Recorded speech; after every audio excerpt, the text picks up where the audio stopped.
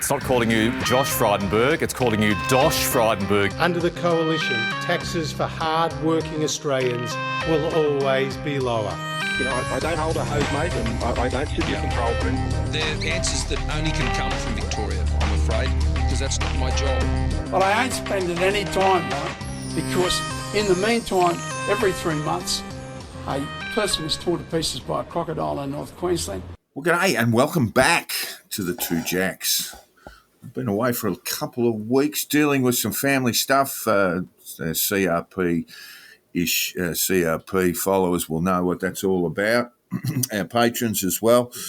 Family bereavement. My mother passed away a couple of weeks ago, and I've been down in Melbourne, back and forth a few times, funerals and those sorts of things. So do apologise. We've been off the air for a little while.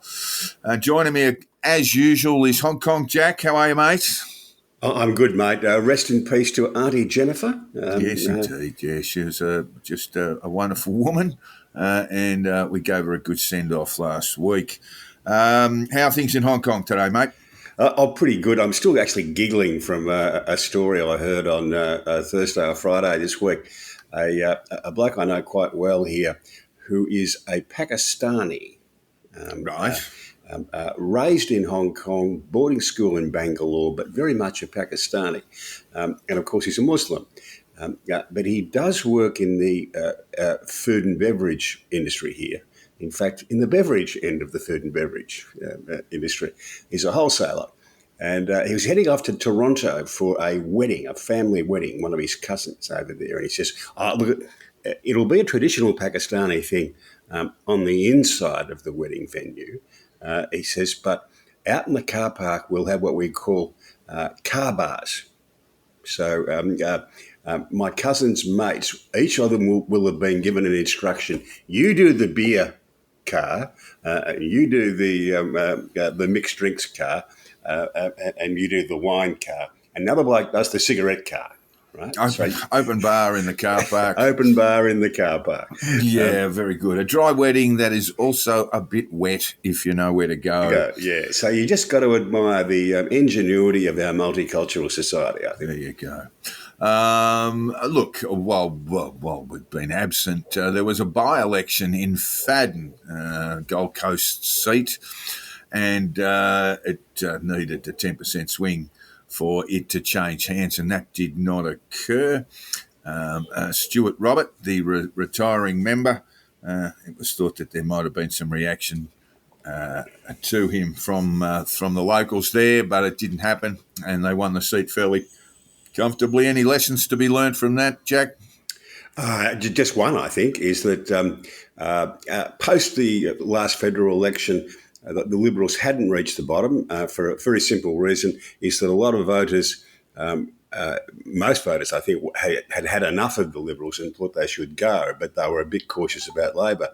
And after the election, they discovered two things: that the Labor government wasn't as bad as they thought it might have been, and the Liberal government had been much, much worse than they thought it might have been, with all the revelations about Scott Morrison. And so they continued to fall in public perception, and therefore, and that's why they lost the Aston by-election. But Fadden would indicate that at least they have kind of bottomed out. Well, a couple of things. They spent $630,000, which is an extraordinary amount of money to inject into a by-election, one that really wasn't going to go any other way. There was a very low voter turnout too, Jack. There are a few fines being issued there from the AEC as we go. Very, very low voter turnout for the by-election. A few, rather than say fines, there'll be some people writing some humbling letters of apology in order to avoid fines. And in the end, the Liberal primary vote was not that high. I mean, I just don't think we're going to learn too much out of this, other than it was very, very important for Peter Dutton's leadership for there to be a reasonable showing in Fadden, not Aston, in Fadden. Yeah, it's no more than a reasonable showing. It just shows that he's kind of stopped the bleeding. There's a long way to rebuild from there, but he has actually found the bottom, I think. Yeah, in Queensland, I'd say. And it probably augurs not all that well for Anastasia Palaszczuk. I think they've got the work ahead of them to be re-elected next year. For much the same reason as the Morrison government went. They've been around for a long time and people are a bit tired of them. Yeah, they have been around for a long time. And Queensland is the LNP heartland, you'd have to say, across Australia. Nowhere else anyway, where they have that same number of seats federally. The Voice, Jack. It is these days. It is these days. When I was a young fella, Victoria was the beating heart of the Liberal Party. Yeah, indeed. That's how much things have changed. I wrote recently about, look, the Balti-Hamer years extended for almost 3 decades. And I was looking at Dan Andrews. And Balti was elected as kind of a stopgap. Yeah, initially. And I was looking because Dan's, I qualified in a column on Friday. Dan's the Premier who's actually increased his majority since being elected the first time, I think in 2014. And then to increase his majority twice, I looked at Rand, he didn't. Looked at Carr, he didn't. And I couldn't go back any further, but I suspect probably Sir Henry Balti did it. But yes. That's but I just stuck with modern political history. So so Dan is one of those rare creatures who has actually increased his majority all the way, and that's largely because the Liberal Party's in disarray. But let's move on to The Voice, Jack. I just want to say that talking to a few people who are in the business of promoting the yes position, I won't mention their names, having chats with them over the weekend, they are very, very depressed, I would say. They are thinking that they can't win. Yeah, well, it's many months now since I've thought that. But yes, I'm not saying they can't. I'm not saying they can't win. It's unlikely they'll win. It seems unlikely to me. And when we talk about Queensland, I mentioned too one of the proponents of The Voice. They are, as I say, deeply pessimistic. And I look at Queensland and Western Australia. I look at Queensland and think they won't get more than 40%, somewhere around that area. And then in WA, probably somewhere about the same, 42, maybe 43. So it will depend on some very, very good showings in the two major states. And surprises in South Australia or Tasmania to get the yes vote up. So it's not looking good. I noticed Noel Pearson wrote last week that he was starting to feel some optimism about it, and there is an Australia Institute poll showing that 52% of Australians support the yes position. Again, but if you're going to be pessimistic, you would say that's not high enough. Firstly, it's not high enough. On an Australia-wide poll, for the thing to succeed, it's going to need more than 52% Australia-wide. Secondly, I did a deep dive into that, into their method on that, and the bottom line said results are shown only for larger states. So, what's a larger state? Not Tasmania? No, I don't think so. It should spell it out. I think it's New South Wales and Victoria. So if you get 50, it sounds like that, and that figure should probably, if it's New South Wales and Victoria, that figure probably should be higher. So I'd question that again. But when you do look at, and this is a good thing for our listeners to know, when you do look at a poll, excuse me, the methodology should be published. yes, and you can look at it. And the methodology of a poll like this should include specific numbers of states where people were polled from. It should just say, well, we're just the major states. So who are the major states? Well, Western Australia might think, well, we're the major state. We're a major state. nobody else does, but they might. Well, they contribute quite a bit of our mineral wealth and export wealth. They could make a very good case for being a major state. But, yeah, those things need to be spelled out. And when they're not, you're entitled to be a bit sceptical about the polling itself. Yeah. So two things. One, the number's not high enough anyway. And two, if it does come from New South Wales and Victoria, it's probably too low. It's actually bad news, yeah. A news poll is sort of showing, a reputable poll, of course. News poll is actually showing that the Voice has problems, and particularly in, shall we say, the minor states, Jack. So do I insert a Mandy Rice Davies now and say, well, he would say that? It seems like, as I said, my pessimistic mate who has argued long and loud for the Voice. He looks at Queensland and WA as unwinnable.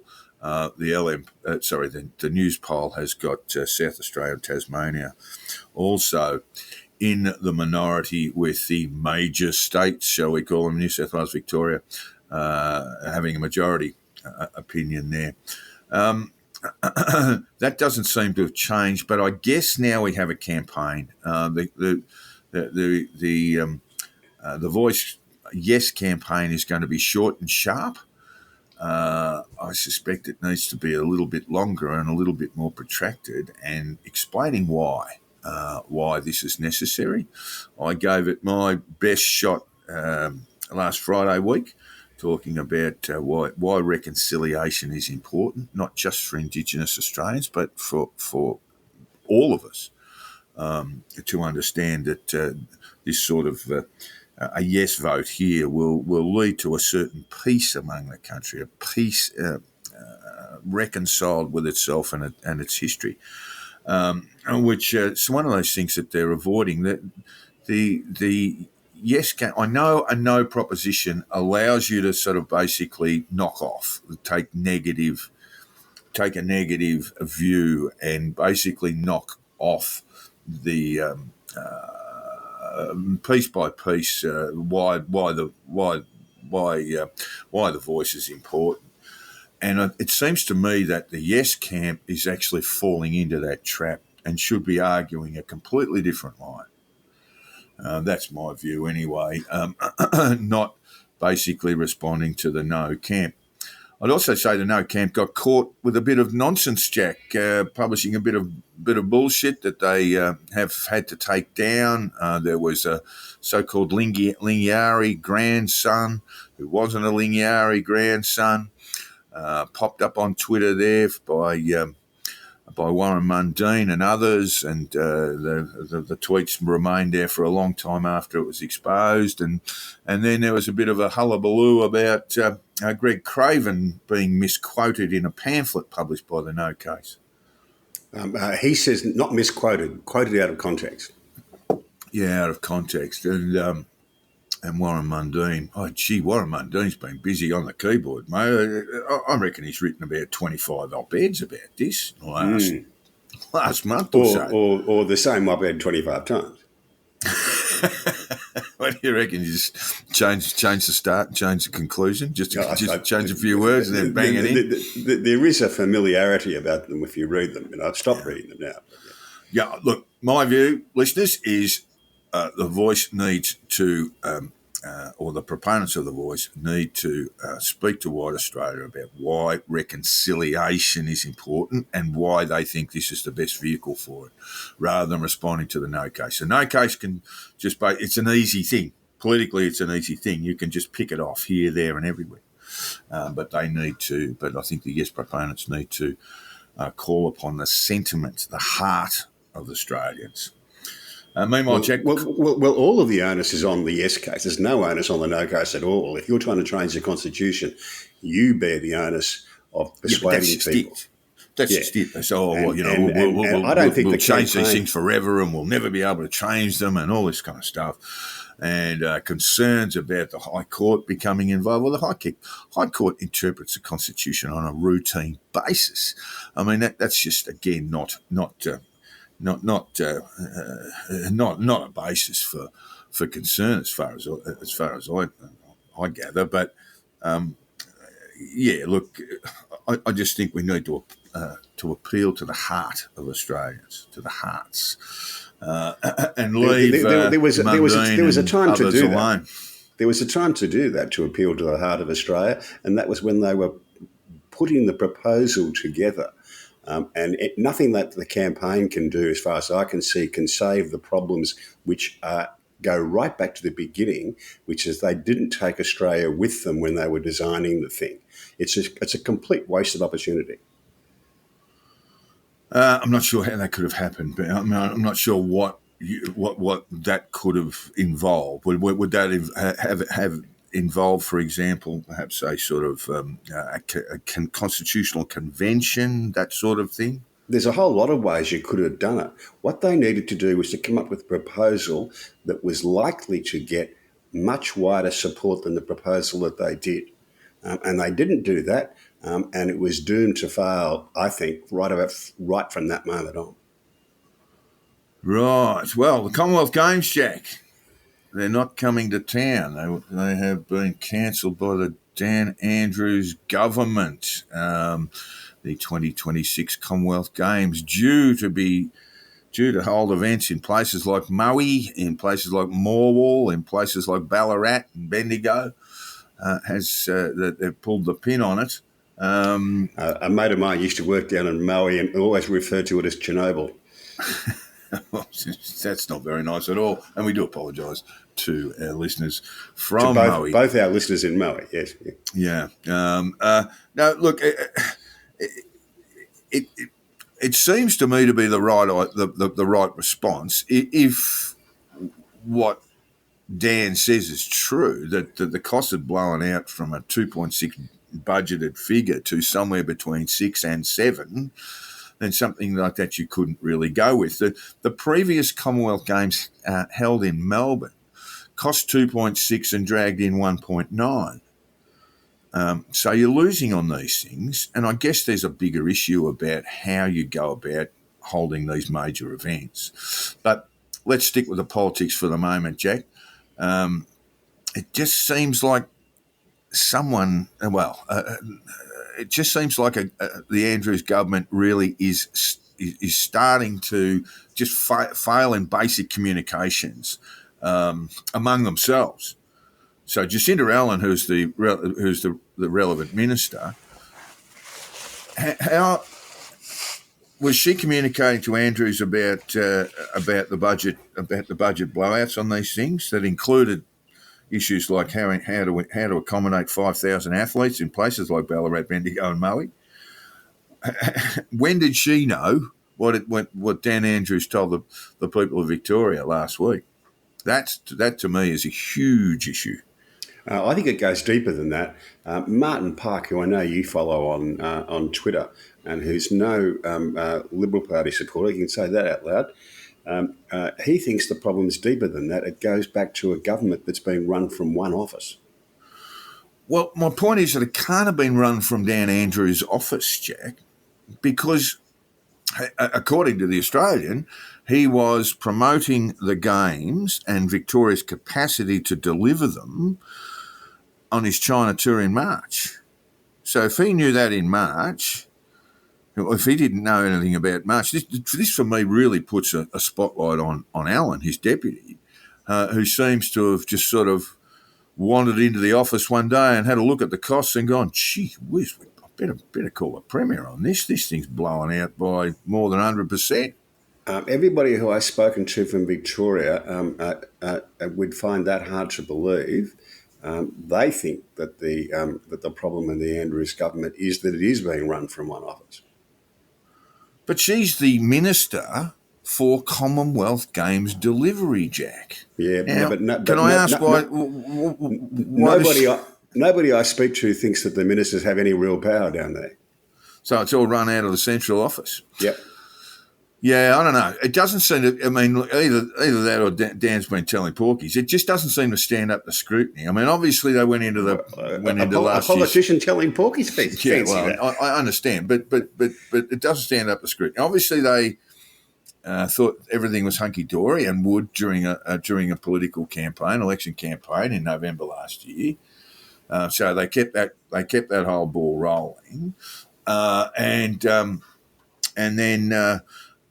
then as late as March, Dan's telling the Chinese that everything's going beautifully, And now in July, the 17th of July, he gets up in front of a press conference and pulls the pin. My view on this is that it could have been done a lot earlier, and whether it was a central office issue or perhaps a failing from Jacinda Allen's point of view to communicate with the cabinet and the premier, this could have been. I mean, these things could have been anticipated a lot earlier. Yeah, part of the problem was the design of the thing. You would think that the rural and regional approach would be less expensive, but the reverse is true. It's actually right, yeah. Because you've got to build facilities in the rural and regional areas. You already have those facilities in the city, but you've got to build them out in regional and rural areas. And then costs of things like security, much, much, much more if you're spreading people over the whole state. Accommodation, security, you've got 5,000 athletes, you've got probably half as many officials to be accommodated. You can't just put them in the Moe motor inn, Jack.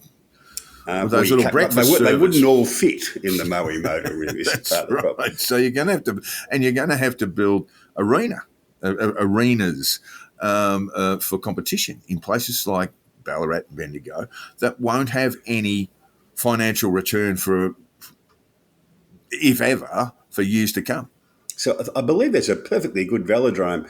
I think it's out in the. I think it was built for the last Commonwealth Games, out in your old neck of the woods, Coburg Reservoir, out that way somewhere. Oh yeah, it always has been. Yeah, that's where the Austral wheel race used to be run many years ago.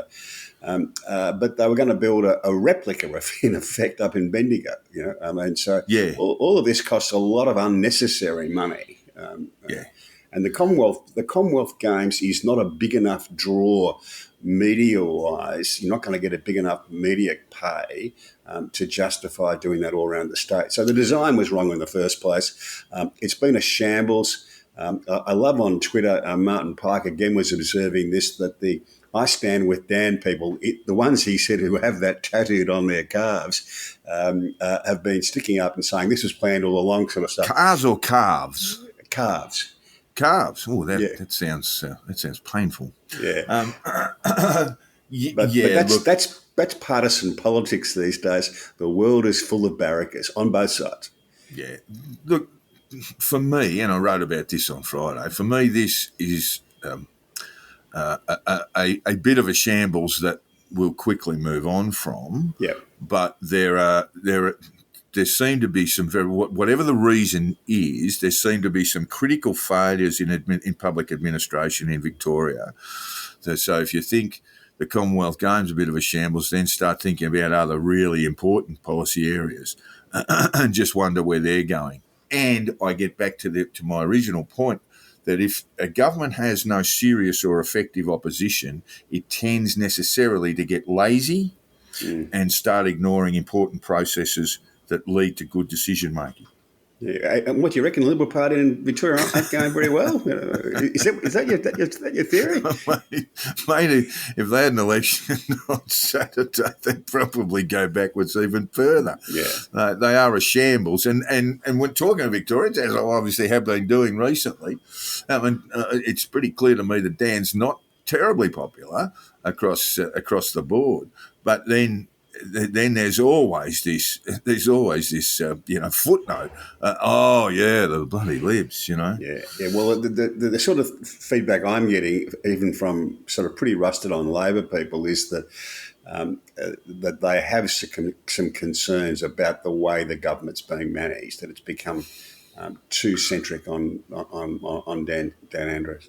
Is it beyond our remit, Jack, to sort of look into the possibility of a 2026 state election? Would have been in the shadows of the Commonwealth Games, Jack. You would have expected Dan might have got a bit of a boost, but are there any sort of parallels between the dying days of the Kane-Kerner government and Dan Andrews, the Andrews government, basically now in power for another nearly 4 years, 3.5 years, and the wheels really starting to fall off? Well, we'll see if Dan can manage to get 250 trams lined up in Burke Street and Spring Street. That will be a fair test.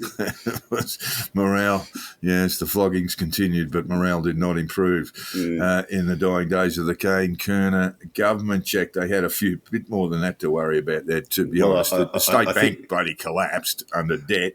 Under its the Tricontinental Bank doesn't even have a Wikipedia page, Jack.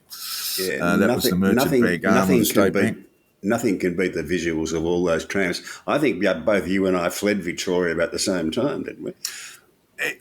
Look, there really was a sense that Melbourne itself had become a diminished place, that it needed a lick of paint and some redesign and some redevelopment. It really was struggling, and we got up to Sydney, and things were going beautifully in Sydney at the time, and it's probably reversed since, if you think about it. When I go to Sydney now, I see a city in need of a lick of paint and some redevelopment and some smart. Well, I noticed Morris Yemmer's been named as the major events. He's head of events in Sydney. Venues New South Wales. Venues New South Wales. Thank you very much. And I think that's a terrific move, because Morris understands this business better than just about anybody. And he was a very good premier. I can recall, but just before I left Melbourne, I was working in a law office down there, and they'd built a new building next door, which was sort of designed to house medium-sized law firms. Right? So lovely building, all the mod cons, all that sort of stuff. They finished the building in late 1993.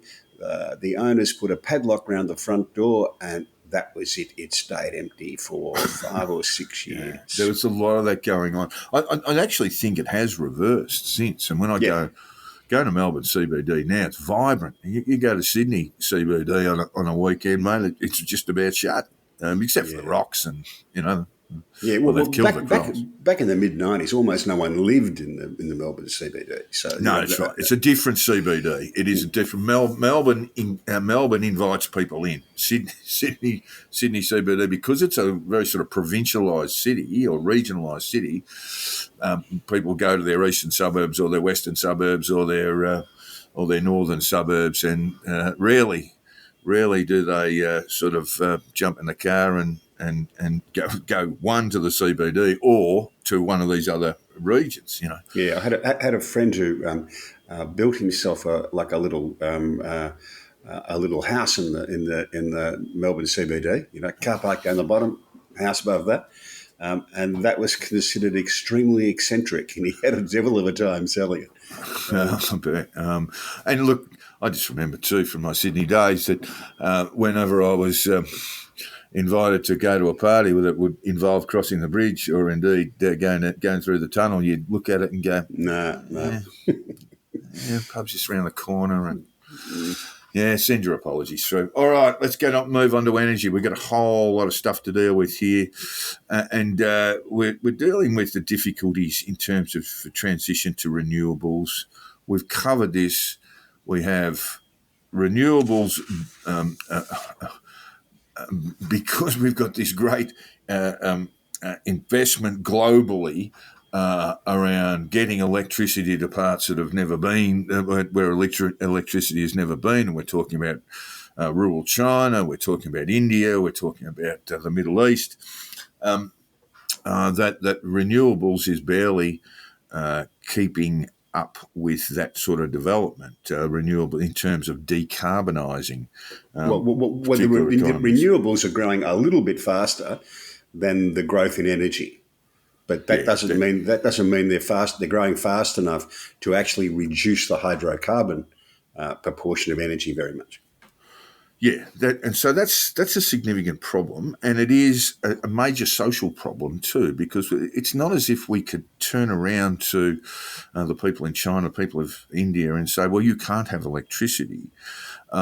It's down to those countries to try and make it, one, affordable, and I guess of secondary note is carbon emitting or carbon emissions. But at the same time, we in the West can't sit back and say, well, no, you can't have electricity. Well, we could say that, but they wouldn't be very happy about it. Well, that's right. So, I mean, look, there is, to a degree, a very a two-string process to this in terms of various international agreements that acknowledge that the West started the Industrial Revolution that kicked off the carbonisation of the globe. So we're going to just move on now, and one of those areas that we do have to look at is carbon credits, Jack. And tell me what Alan Kohler spent a couple of, depressing hours looking at the Australian carbon credit units issued by the Clean Energy Regulator. Yeah, and what he discovered is that it looks a whole lot like a scam. Yeah, well, keep going. Well, what they've done is they've sold a whole heap of these carbon credits to farmers in rural and remote Australia, and they get carbon credits for a range of things. Reforestation, tree planting, soil regeneration. All that sort of stuff, right? The only trouble is there's no way of checking this, realistic way of checking this, apart from perhaps looking at a satellite and hoping it works. It was just always when I can remember when this first started, talking to a couple of blokes from the financial services industry up here, and they work for hedge funds and they were investing in this sort of stuff. And they said to me, how's it going to work? I said, well, they're going to pay some bloke out in far western New South Wales to plant a lot of trees. And because he's planting a lot of trees, you get some carbon credits. And their first question was, will the trees grow? I said, some will, some won't. Depends on the weather. Depends on, what cycle we are in. Or whether wallabies come along and eat them. Yeah, and I said, so who's going to check this? I said, well, nobody will, because it's too far away and no one's going to go out there and have a look. I said, what they're going to do is look at the satellite. And that's precisely what's happened. Now they've looked at the satellite, they've discovered that the Clean Energy Regulator has discovered that a great deal, a working majority of the farms and stations where the carbon credits have been issued have not had an increase in vegetation. And just so our listeners understand, the qualification for this, to receive your carbon credits, is 10 hectares. So if you've got 10 hectares of land, you can apply for carbon credits that in turn can be traded off to, let's say, mining companies, aviation companies, transport companies, etc. So 10 hectares is not a substantial landowning at all, and if you whack in a few trees there, throw in a bit of fertiliser around the place in order to create more and more vegetation, well, you're likely to make a lot of money. You're likely to make a lot of money for not very much work. So I suspect a lot of farmers will be well onto this and doing just that. But 10 hectares, sorry. Yeah, no, that's right. 10 hectares is the cut-off point. 10 hectares the minimum.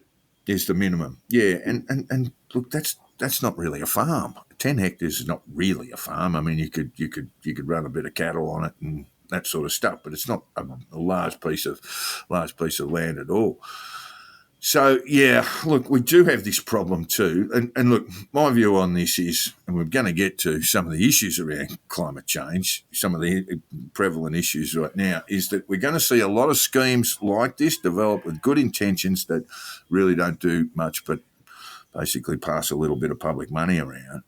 But the problem with anyone who designed this, you'd have to say they didn't have a very good understanding of human nature. Well, it's again, you've got to get around and consult, don't you? You've got to get around to the farming community, right, and speak to them. Then you've got to talk to those people who are going to be the beneficiaries of the carbon credits, the ones who will want to trade in them because they're, burning a whole heap of carbon into the atmosphere, whether they're in the mining business or whether they're in the aviation business, for example. And consult and try and work your way through it. It does seem to be a case of a Canberra model developed without any sort of real consultation. But we got to the real issues here, Jack, because we might actually be the first group of people in the civilised world who are actually looking at existential threats from climate change and deciding it's all going to be all going to be too expensive to do anything about it. I mean, we had record temperatures in Rome and throughout Italy last week. This comes on top of a heat wave in Europe last year. So, and there are immediate effects of this. Hospitals in Italy are seeing an uptick in heat-related hospitalisations. They're saying throughout Europe, a third of hospitalisations are due to the heat wave that occurred throughout most of southern Europe, all of southern Europe last week. Temperatures hitting staggering levels. I did see tourists trotting around Rome, around the Colosseum and so forth, all struggling a bit. Most of Europe's not really built for high temperatures in terms of the provision of air conditioning and so forth. We're seeing Athens is facing its hottest July weekend in 50 years, with temperatures forecast to soar above 40 Celsius as the nation and others in southern Europe, such as Italy and Spain, swelter. 30,000 people were evacuated from the island of Rhodes due to wildfires throughout Greece at the moment. And then we move over to the US. This is a northern hemisphere, not a European issue. Big problems in the southwest there. According to Axios, the dangerous, long-lived and record-breaking heat wave in the United States is set to continue across large portions of the US West into the northern plains and across parts of Florida, Texas, and the Gulf Coast. Nearly 78 million people were under heat alerts in the US come Sunday evening, just gone, as health officials report a spike in call-outs. Phoenix's record run of consecutive days with a temperature at or above 110 Fahrenheit continued for the 24th Sunday, as temperatures at the international airport there exceeded 110 again, and this is 24 days in a row, Jax. In China, a remote township in China's arid northwest endured temperatures of more than 52 degrees, Jack. So what we're seeing is just what the scientists are telling us we should be expecting to see, and that is heat waves more intense, last longer, and more, as I say, bring higher temperatures. You know, we've had heat waves before, but these are heat waves that are repeating. So we talked about heat waves in Northern Europe last year. We talked about them extensively, and we talked about how they had, how the effects of that were going to go, and with the energy crisis Europe was in, how it was all going to pan out. And now, of course, we're still in Europe. We're still across. And these record temperatures are occurring in the Middle East as well. So we've got a significant problem. It's just that the responses don't seem to be getting us there. We really have to decarbonise our economies, or decarbonise the global economy. But probably the technology doesn't exist or is too expensive, and then we'll have a bit of rorting going on as well. Or we change tack and say we'll fix things, we'll fix the consequences rather than trying to try the course. I might just say the IPCC latest report, that's 2021, it does say that the one area where climate change has had an effect over and above natural variability is extreme heat waves. Yeah. Right. But while we're on the subject, I also say that it doesn't think that climate change has had an effect above natural variability for a whole lot of other things that the media says it does. And that includes river floods, severe windstorms, tropical cyclones, sand and dust storms, heavy snowfall and icefall, hail, snow avalanche, coastal flooding, etc., etc. The IPCC say that they are still within the bounds of natural variability, but the one exception is heat waves. Yeah, and look, we are saying, God knows. I mean, So I have to ask ourselves the question is, are we going to try and decarbonise the economy, or are we just going to air condition a whole lot more of the place? Well, if we're going to air condition it, we're going to make it worse, Jack. I actually look at the Australian summer with a real sense of dread here. It's been very dry in eastern Australia for a long time. We had a hell of a lot of rain, and this is the pattern. So, I remember that idiot Crackers Kelly was talking like an expert on these things. So I actually took my own, that is rainfall and temperature measurements going back to 1838 in my own part of the world. It's the Southern Highlands. What, you had them in your diary, did you? Back to 1838? No, you can pull them up, of course. You can pull them up, of course. I just remember, oh God, it was on Sky News, and Alan Jones and Richo were saying how comprehensively Crackers had looked at all of this. So I thought, I'll have a look at this, because Crackers said, no, there's nothing to worry about. And just in my own neck of the woods, yeah, there's no variation in terms of average annual rainfall. So this idea that it's not hot or dry longer, but basically what you get is your rainfall in the space of about 5 days.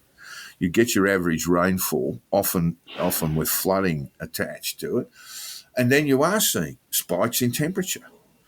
So very dry so far in Eastern Australia for the last couple of months. We got a lot of fuel build up because we did get a lot of rain over the summer period. You've got very still days, Jack. This is the other thing, very still days, and I know that's weather, not climate, where you normally get your very strong southwesterlies. We've had a few days like that, but not many. So it means that burn-offs are very, very difficult to do if things are so still.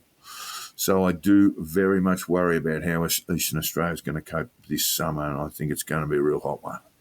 Yeah, well, I can remember going up to the Southern Highlands for your 40th birthday, and by God, it was cold. Oh, it's still cool, mate. I mean, the days. Well, today's a little bit of an exception. We have beautiful days where the temperature doesn't get much more than 11 or 12, but bright sunny days, not a cloud in the sky, or very few. And then at night, that means it gets very cold. So we're into the minuses and so forth, like Canberra is too. Just really worried about how Australia will cope again, and whether we're going to have. Because if you do get hotter, drier, longer in Australia, you're going to have bushfires. There's no doubt about that.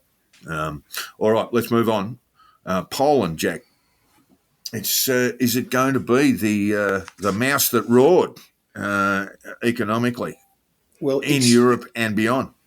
Certainly, in a strategic and security sense, it's going to change. It looks like it's changing the equation, changing the face of how NATO works, right? Shifting NATO east, because the Poles are the only people. I think their defence spending this year is up 20%, and it will be about 3% of its GDP. Whereas I think the Germans are about 0.5%, and the French not very much better. What's the NATO requirement? The NATO requirement's 2. Yeah. NATO's 2. So Germany's still 1.5 behind. Yep. That's sort of surprising. So the Poles are buying 1,000 battle tanks from the Koreans, 673 self-propelled howitzers. And on and on the list goes. Right. Fighter jets, etc., etc. They're taking the situation much more seriously than the more Western European countries.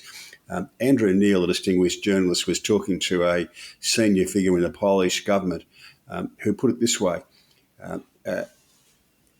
Then, if you're going to have good relations with the Russians, then you have to be ready to fight them, and you have to be equipped to win. Can I just go a little bit further with that, Jack? That there is a deep historical enmity between the Poles and the Russians. Yes, unbelievable, really, isn't it? Well, I mean, there's plenty of bad blood there. I just recall sometime last year, probably around June or July, there was a Ukrainian missile misfire that landed in Polish territory, and for a while there, and in fact, some media didn't adjust their reports for a couple of days. It was thought that it was a Russian missile launch on a NATO signatory in the case of Poland. And the Poles were ready to go. They were getting the tanks out and going, let's go to Moscow. Let's go all the way until the Ukrainians got up and apologised. And it contained an extremely amusing scene where there were 2 people killed by the missile attack, and the Ukrainian army went to the village, or went to the nearest town, and were feted by the mayor of the town for coming along, paying him a visit, and they gave him a rocket launcher, Jack. They gave him a bazooka by way of a diplomatic gift, and he goes, "Oh, gee whiz!" And then he fired it in an office and blew the place up. Which was very, very funny. Is this the button? Is this what you press? Blew the roof off the public building. No one was hurt in the bazooka fire, but it was very, very funny. But yeah, the Poles and the Russians do not get on, and for solid historical reasons. Yeah, but it's not just the rise of Poland, but it's the bringing in the Baltic states, not the Baltic states, into the other Scandinavian states into NATO, Finland and Sweden, etc. That's going to shift the centre of gravity from NATO, from Germany and France further east. The good news is that these people are practical and serious about it, and going to spend enough money to make it work. I think it actually is a good move, and it must terrify Putin. I mean, let's just look at this. I mean, we talked about the Poles, but if you lived in one of the Baltic states, if you lived in Estonia, for example, and indeed Finland for that matter, without NATO support, you must feel a sense of vulnerability from Russian aggression. And the Finns now said they'd never join NATO. But now, of course, they have. They would routinely look across their waters and see Russian nuclear subs popping up near enough to their coast. I mean, this is. I think there's no bad news in any of this. No. All right. Yeah. God love the Poles. EU and the UK, Jack, and we're talking Brexit now. Now, I notice former UK Treasury economist Julian Jessop is pointing out that the UK is going better than Germany at the moment. But that's not Europe, is it? It's just Germany. Yes, just Germany. And I think that's not so much a measure of how well the UK is going. It's a measure of how badly Germany is. That's exactly right, because there are some problems there, aren't there? Yeah, there are. One of those is the manufacturing base for cars, for automobiles, is shifting. And a lot are being built in China, a lot are being built in India, a lot are being built in the Philippines, and having a high labour manufacturing base like Germany is going to be a problem. And that's not that people aren't going to buy BMWs and Audis, but those BMWs and Audis are likely to be manufactured not so much in Germany anymore. Yes. I noticed one thing. And that's in large part because they're pricing themselves out of the market. And in part, that's part of their energy policy. Just to take off on a little bit of a tangent, Jack, I noticed a really significant thing, or it may not be all that significant, but the base wage in China is now more expensive than it is in Mexico. And that will tell your global capitalists, well, maybe we should be shifting our manufacturing base to Mexico.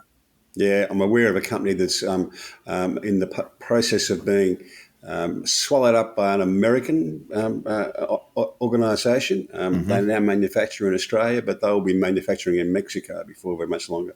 Yeah. Okay. So we are going to see a shift there. I mean, good news for Mexico. Maybe not so good for China as they go forward with their huge manufacturing base. If it becomes more expensive than it does in other parts of the world that are delivering, manufacture, have the wherewithal to deliver even high-tech manufacturing gear. And indeed, in a local level here in Asia, there's a lot of manufacturing that's moving out of China as China's getting pricier and To moving Vietnam. into places, into Vietnam and into India. Yeah. So the things that you need there, if you're going to be one of these countries, is one, low labour unit cost, and two, an intelligent, well-educated population that can be quickly trained to come online. And Vietnam fits and the bill. Mexico tick those boxes. Yeah. So there you go. Anyway, we are having a bit of a look. If we look at UK and Brexit compared to the Eurozone, the UK is going, well, we wouldn't say backwards, but it is much slower. The Eurozone's GDP is a pretty tepid 2.2, and the UK GDP in quarter one was 0.5, lower than that. So we have seen a lot of European economies and global economies go through rapid GDP growth post-pandemic. What we need to see now is some more data over the next couple of years just to see where the UK stands in terms of Europe, whether Brexit is really cutting in to its GDP and its GDP per capita, whether people have been plunged into poverty that would have otherwise not been there, or whether living standards are going to decrease in the UK as compared to other European nations. And there are lots of variables as well. And Germany, as a huge manufacturing hub, is under a great deal of pressure. France is going beautifully at the moment, Jack. And they've got, apart from the apart from the occasional arson and fire bombings and riots on the streets, going beautifully, but their economy's going well. I'd suggest one of the principal reasons for that is that they have got a more solid, substantial energy policy than the rest of Europe. Yes, we won't mention the N word. It's down. They're constitutionally, they're now moving it down to 50% from 70%. So it provided 70, now it's going to provide 50, and the makeup or the balance will come from renewables. Nothing wrong with French nuclear energy, except sometimes, Jack, when you get these very hot European summers, and they do happen a lot, they're going to have to shut down production or reduce production because their rivers get too warm. Anyway, Ukraine and Russia, Jack. We're not hearing much news at all from the eastern Ukrainian front. I've been looking long and hard. There's not much there. We know that Russian positions, they've spent basically the last 6 months securing their positions, and that includes a lot of landmines, Jack. A lot of landmines and anti-personnel mines. I saw some extraordinary footage, not wonderful, but extraordinary footage of a Ukrainian soldier. They were engineers in the business of mine clearing, and he put the foot on the landmine, and he just went, well, I'll just get out. And he just moved as quick as he could, and of course, the landmine went off, and he rolled away and then jumped up, and he was okay. A lot of landmines there, Jack, and that's sort of one of the reasons why the Ukrainians have requested cluster munitions. Yeah, it's going to make farming an interesting business, isn't it, for some years to come, with it? Well, landmines, the whole business of landmines, cluster munitions, etc. What it does is just leave explosives lying around for years and years. We need only look at the situation in Cambodia, for example, where they're still digging landmines out of the ground, and often that leads, when they're just being left there, it often leads to farmers just losing a limb. Or indeed being killed by them. But that's why, and it was never really properly explained, Jack, why the cluster munitions were being brought in. It means you can clear landfills. It's not the most efficient way of doing it, but it means you can clear large tracts of land that are mined very, very quickly. But you're going to leave a few explodey things around. More importantly, the big news, biggest news, because I think the military stuff's sort of stalemated, but the Russians are talking about walking away from the deal that allowed the export of grain from Russia and Ukraine through Turkey, and that's something that we spoke about some time spoke about ago. a lot, It has a huge flow-on effects for the Middle East, Africa, etc. Well, I mean, how much authority does Russia have over these things now, Jack? It's a little bit hard to say, and the reporting of where this deal's going is a bit murky at the moment, but it certainly seems to be back on the table, and so that's something we should keep an eye on. Keep an eye on. Definitely, we shall certainly do that. Ukrainian grain, most of goes to the Middle East and Russia, doesn't it? Middle East and North Africa, yeah. Yeah, I think it even gets into South Africa, but that's right too. And we did talk about Ukraine and NATO. Of course, there is a division there. The Ukrainians want to be signatories to NATO. I mean, I think they want to be a NATO nation, and NATO's not, and NATO can't. I mean, its own treaty says when a state is in conflict, it cannot join NATO. So and that would have been fairly well understood by the Ukrainians as well. What did you make of Keating's comments, Jack, about NATO and bagging Jens Stoltenberg and one or two others? I find it hard to sort of follow his train of thought these days. Generally, I've got to say, On this, there's sort of an element of a bitter old bloke about some of it. You know, he's sort of veering towards the Mike Carltons. You know? But this is mad. I mean, you and I grew up in a time of tumult where we would have looked at NATO with an eyebrow raised. And from the youthful left, and now to hear that from Paul Keating, who was always a centrist, it's kind of bizarre. Do you think is there a Chinese version of Kool-Aid? There must be. Do you think he's had a bit of a swig? Yeah. I got a couple of schooners. Yeah. Must have necked a few, I think.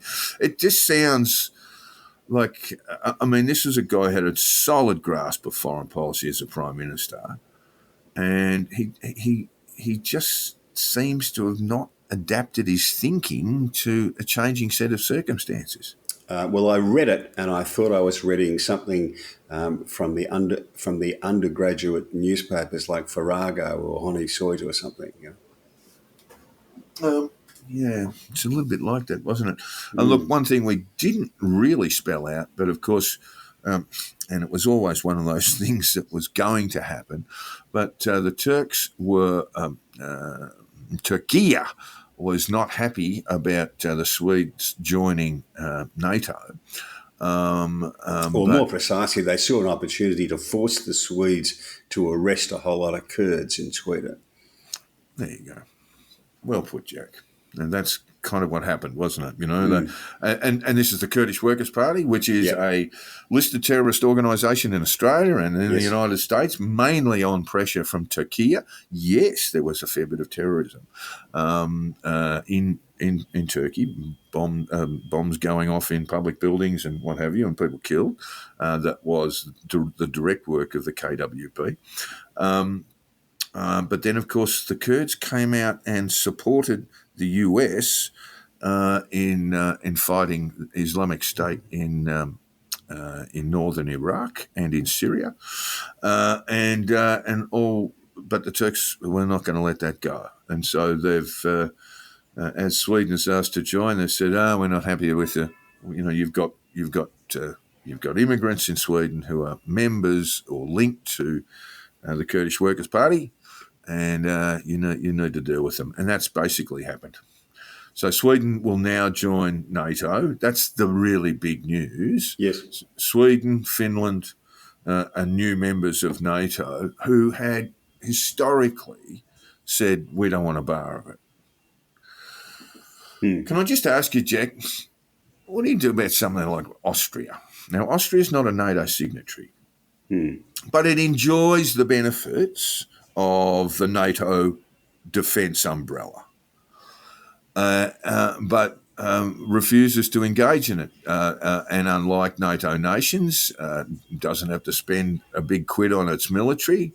And can basically sit there a little bit like the Swiss as well, but the Austrians particularly, because there was a particularly unpleasant fellow from Austria who caused quite a lot of trouble 60 or 70 years ago.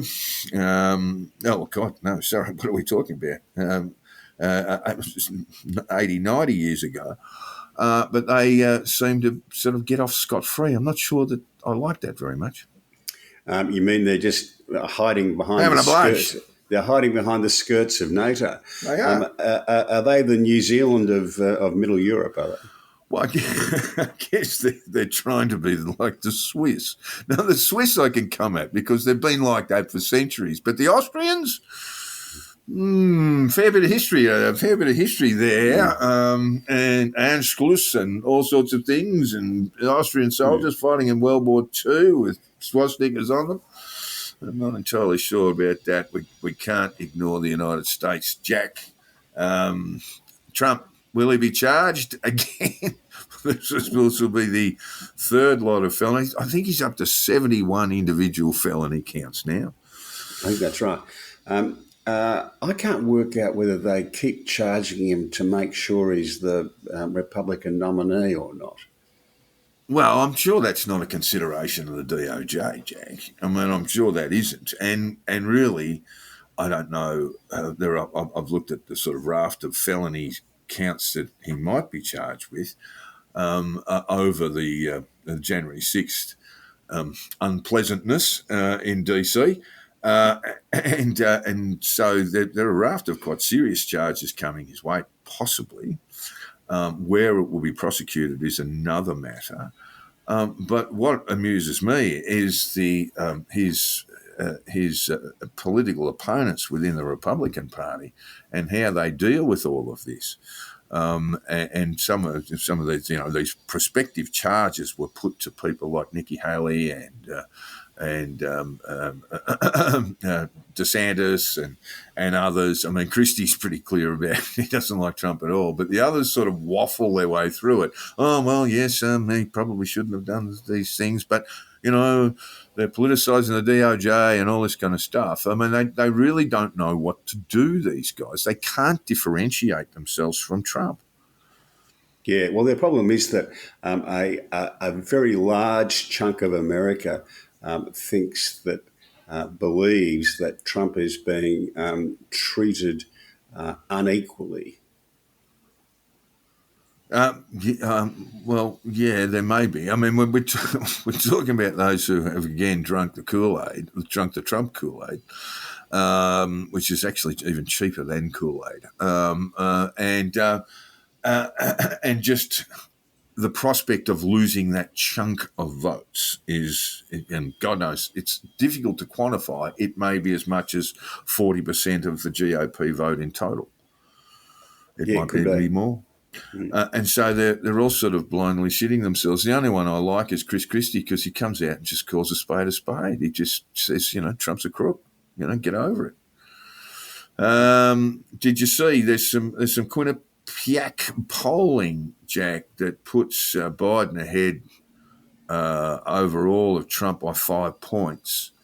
And in Michigan, which is a blue state, but one of the states the Republicans would like, and it's a possible swing state anyway, he's 18 points. It's one of the states that Trump won in 2016. Yeah, absolutely correct. And certainly a swing state and a potential gain. And in Michigan on this Quinnipiac polling, which is highly regarded, he's 18 points behind Biden. So Trump's just a mile behind. So I just checked that out, and that was from polling published late last week. Anyway, in the meantime, the Republicans have been having Hunter Biden and Bobby Kennedy Jr. Congressional hearings. I mean, it's just bizarre. They seem to be living in an alternate universe. Yeah. Well, it depends how it's going. I think that the Democrats' problem is that I can sort of see where you could make out an argument that Biden's fit to do the job now, But I don't see how you can make out an argument that he's going to be fit to do it for the next 5 years. Well, you could make the same argument about Ronald Reagan. He only lost one state when he was re-elected in, 84? But the difference is that he had a competent vice president in George H.W. Bush. He wasn't no star, but he was sort of basic and competent and all that sort of stuff. I don't think people are going to. There's a very good argument to make that perhaps things might run a little bit better if there's not a strong person in the White House, Jack. As long as you've got strong people around him or her. Could be.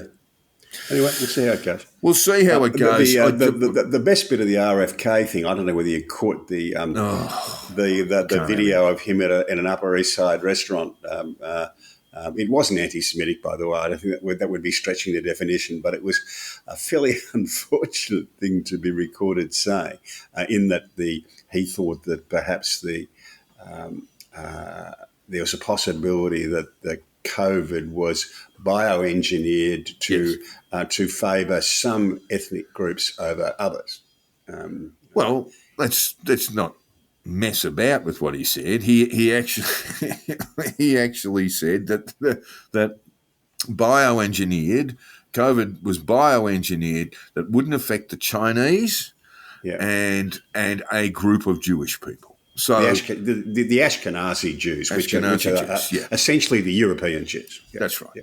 So that is, that's not just fiddling with the edges of anti-Semitism. That is straight into the middle of it. He also maintained that he'd never denounced childhood vaccinations, and look, his own website's just full of it. Okay. I just think he's a right-wing plant. I don't think there's too much doubt about that. There won't be a primary. He's not going to be involved in it, so he'll be screeching from the fringes, and that's where he belongs. I noticed that one of his sisters and one of his brothers and one of his nephews immediately came out and said that everything he said was wrong. It was all that sort of stuff. And one of the wags on Twitter had this response to it. So on a scale of 1 to 10, where 1 is not brushing your teeth before going to bed, and 10 is getting pissed, taking a young woman for a drive, missing out the turn and driving the car into the water, and then going back to your hotel for 4 hours while the woman drowned, just where on that scale does this wrongness fall?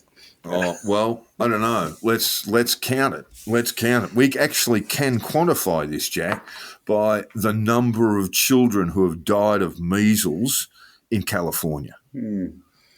It's a lot more than 1, by the way. All right. Now, we got to move on, Jack, because the Ashes have been retained. The Ashes have been retained. It's a wonderful, wonderful thing. Speaking of climate change, one of those climate change predictions, by the way, is, Jack, is a lot of rain in northern England. And there was a lot of rain in northern England last night, and particularly around Old Trafford. In fact, I think the further north you went, it looked like it was time to build an ark. But around Old Trafford, not enough rain to be played. It has led to another outburst from what is it's actually becoming a national pathology for the UK. They are whining about the weather in their own country. Now, there's no doubt they outplayed. Rain in Manchester. Who'd have thought it? Huh? Well, that was the first day's play. The sun was out. Beautiful day. I think it was probably mid-20s in Manchester, which means you're going to see a lot of very pink skin from blokes lifting their shirts off around that part of the world. And they said, what's that big yellow thing in the sky? But anyway, the test was drawn. The Ashes have been retained by Australia. It must be said, and you'd have to be a mug to think otherwise, that England comprehensively outplayed Australia in the 4th test. They just nudged Australia out to win in Headingley, and of course Australia won the first 2. It looked to me on that 3rd day's play, I don't know how much you saw, Jack, that Australia had no answer. It was Gideon Hay and Peter Lawler both said it was the day we feared, and that was right. That was the day when Bazball came out. We didn't have too many answers. We didn't have a spinner in the side. We had a batting lineup that went all the way to Carey at 8, and we only made 320. That was probably the big problem. So what do we do? Basically, the Oval starts on Thursday. It was kind of worse than that. That tactically, they were their tactics fell apart. Their bowling fell apart. The fielding was terrible. It looked like the side was becoming a shambles. The side was falling apart. Even on social media, who was having a go at them?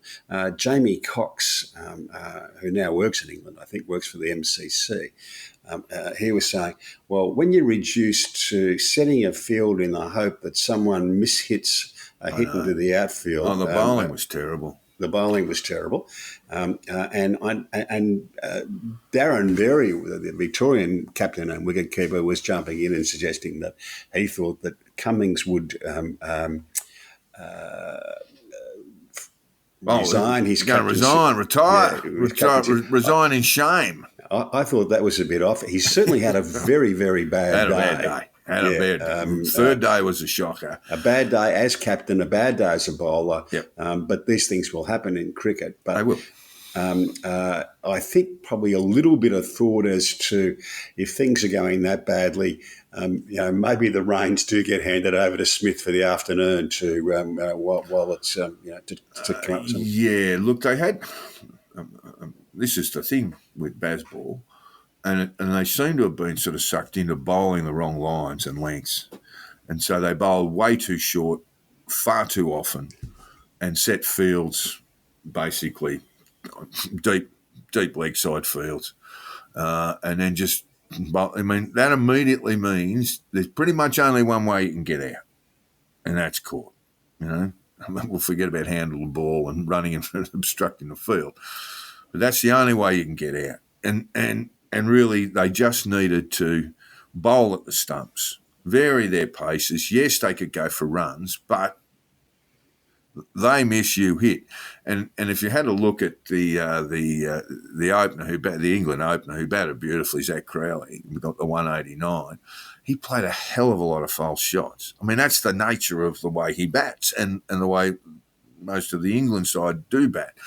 That they'll play a lot of false shots. They'll play and miss. They'll play the big windy wolf and miss the ball.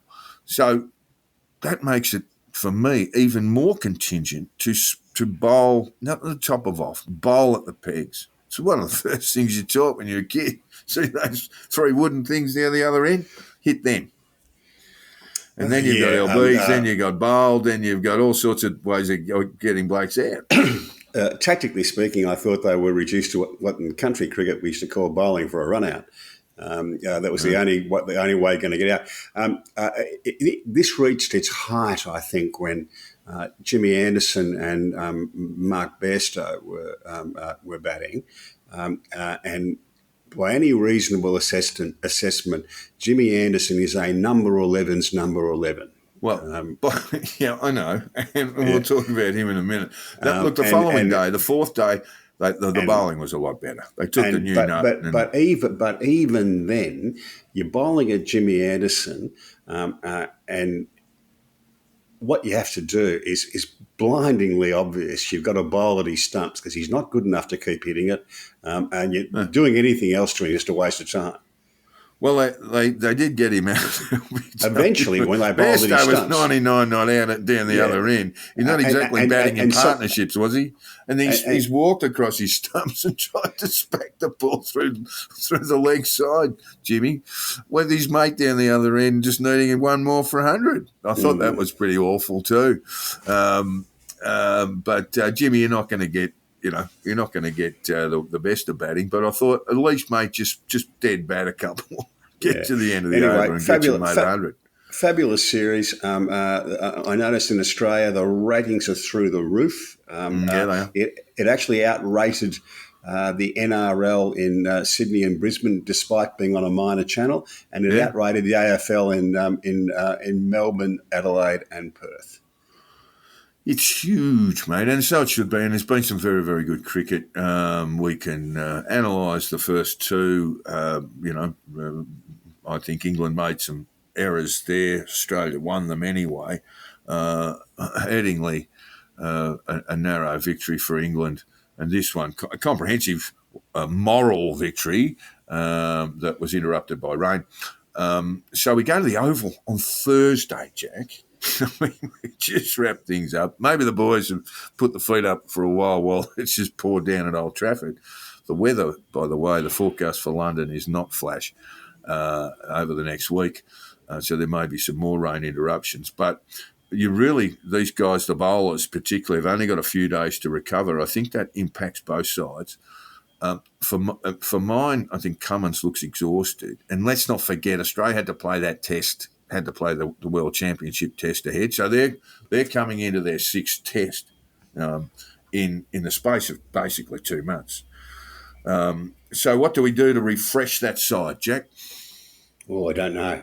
Got to bring in a spinner for starters. Well, bold call it might be. Michael Neser into that side. Michael Neser, I think Stark has bowled pretty well, and you always go with the left armour because just even the more experienced batters just don't have that experience with a left arm quick, and so it becomes difficult for them to play. So 1, 2. I know Hazelwood took 6. I thought he looked like he was either short of a run or just a bit of out of form. So maybe Boland, Cummins is going to play, and I think you're absolutely right. We've got to play the young Victorian from Wangaratta. From Echuca, I think. Oh, that is Wangaratta boy. No, it's Echuca. Anyway, Todd Murphy needs to come into that side. I think. But yeah. And then the batting, I don't think there's much to do there. People are saying drop Warner, but they've been saying to drop Warner for 2 years. I mean, I think certainly Dave Warner hasn't been the worst of them, and he's been taking the shine off the ball, doing the opener's job most of the time, but just not getting going on. And really, you just have to accept that. Labuschagne's in a bit of form, and I think we need to take our hats off for the way he batted on day 4. And day 3, and day 4, the way he batted there was terrific with Mitchell Marsh. Cameron Green looks like a very tired cricketer to me, Jack. He does. Young bloke probably could do with a spell, and that's no knock on him. And I just think, you take Murphy in for Green, just give him a rest, and play. And play Mitch Marsh, who's at least in very good batting form. Yeah, and that's how I'd go about it. Michael Neser, I'd be happy to see him walk at a crease at number 8. The England won't do it, but because a central tenet of baseball is you've got to look after your mates. But they should play the young Pakistani-born fella Ahmed Rehan. Yeah, who looks a real cricketer to me. Well, let's look at where they need to make some changes. You look at Jimmy Anderson, and again, we'll play him, we'll nurse him along, but he's cooked. He's just making up the numbers at the moment. Moeen Ali is a wonderful, wonderful cricketer. And I'd certainly continue to play him because he's just. He is the ultimate utility. You can play him, but batted at 3 and got some very important runs. And while his bowling's not great, he still has that capacity to pick up a wicket. Look, they don't really have a keeper. I mean, everyone's saying, Burstow's kept a bit better. I mean, the whole idea of playing a guy who broke his leg 2 years ago and hasn't kept wickets and all that sort of stuff, all the excuses they've made for him and he's made for himself, it just means, they're vulnerable there. And probably, without wanting to get into the specifics of it too much, they have a decent keeper there. They probably win the series. They're probably ahead of the series. A couple already. of English mates of mine say that. Pick Ben Folkes and we're 2-1 up at least. Well, you can't pick him at the moment because he's just getting over surgery. I think he's still in hospital, so he can't play. So they won't make too many changes, but they probably do need to. Where they made the changes, and they were changes that, due to injury were made of them. In the first two tests, their bowling looked half rat power. And then they brought in Wood, who is very, very fast, but does have trouble getting back and coming back. Consecutive tests don't suit him at all. And Wokes, who's been terrific. Those two additions have really changed the way England have been able to perform. Moving on, Jack, the Women's World Cup. Talk about ratings winners. 2 million Australians watched the kick-off between Australia and Ireland, and the gun striker, she didn't make it. She had an injury. They kept it very quiet because they weren't quite sure just how badly injured she was. But she will return to the run-on side very soon.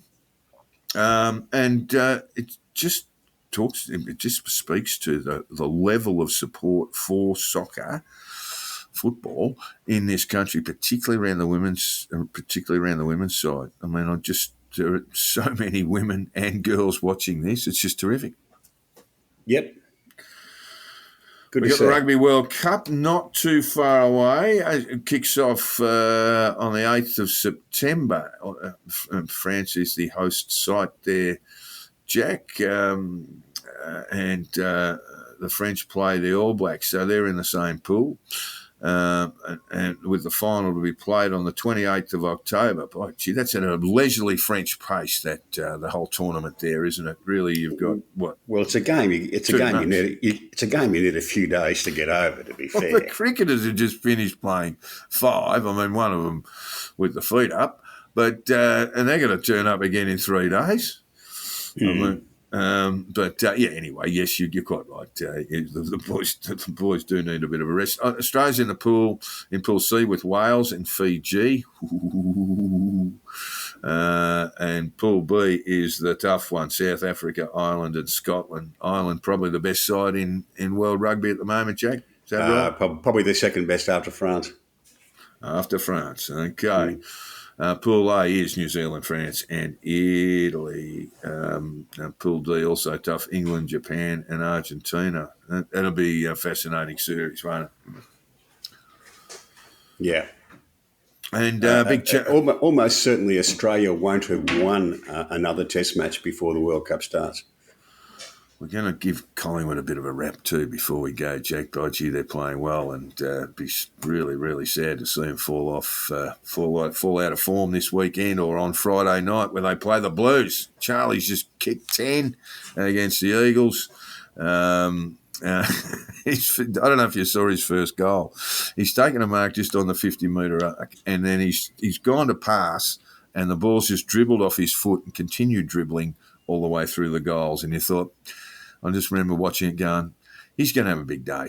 And he popped up and kicked 10. So Carlton play Collingwood. Probably Carlton the best side outside of Collingwood. Best side in form. They've won the last 5 by 50 points plus. And they're up against the might of Collingwood on Friday night with a few injuries, I'm sad to say. So I think the Pies will get the job done. They're in terrific form at the moment. Best side in the Will it outrate the cricket? Oh, no. God, no. The AFL might like to think so, but it won't happen. So there we go, Jack. I just think that's great to see that Test cricket is back in red-hot form. Oh, look, it's Ashes. Australia plays India. The numbers are huge. The television numbers are huge around the world. It's when we start playing, when New Zealand play South Africa, West Indies play India. I mean, not India. India is playing West Indies at the moment. No one knows. Yeah, well, they got washed out, Jack. They had rain.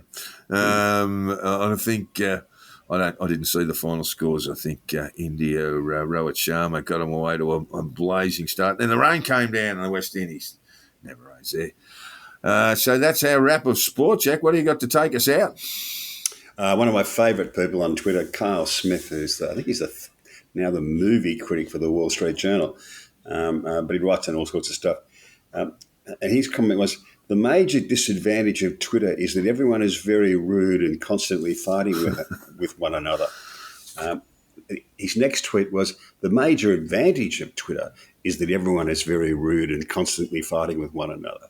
But the third comment down, someone said, that's exactly why I like Twitter. It's just like my family. Yeah. Don't know where it's going to go. I'm spending less time on Twitter these days. It's not a political move.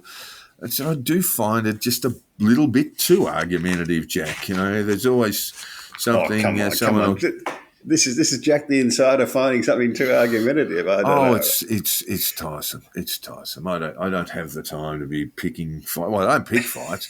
Someone will come out and have a blue, and I'll never let them down. Some of our listeners are going to be well and truly unconvinced by this. I find it exhausting these days. But no, look, my DMs are always open. So if you want to drop us a line, in fact, I want to just do.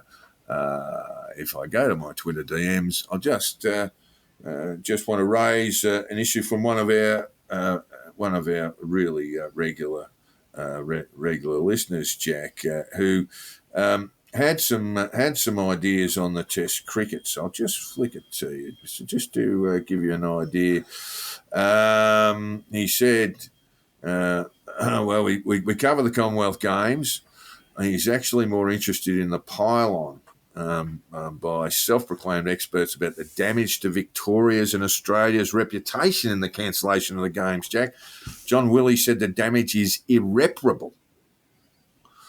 Captain Stubbings here said, fuck off. Irreparable.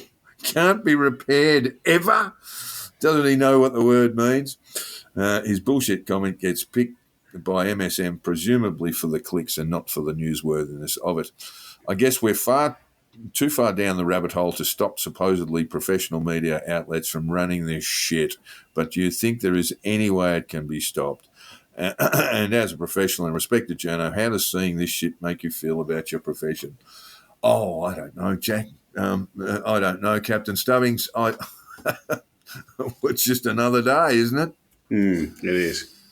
All right. Look, thanks very much for your time and your opinions and analysis today, Jack. And you can be hit up on your Substack. Just yell that out for me, please. Yeah, HongKongJack at Substack.com. HongKongJack.substack.com.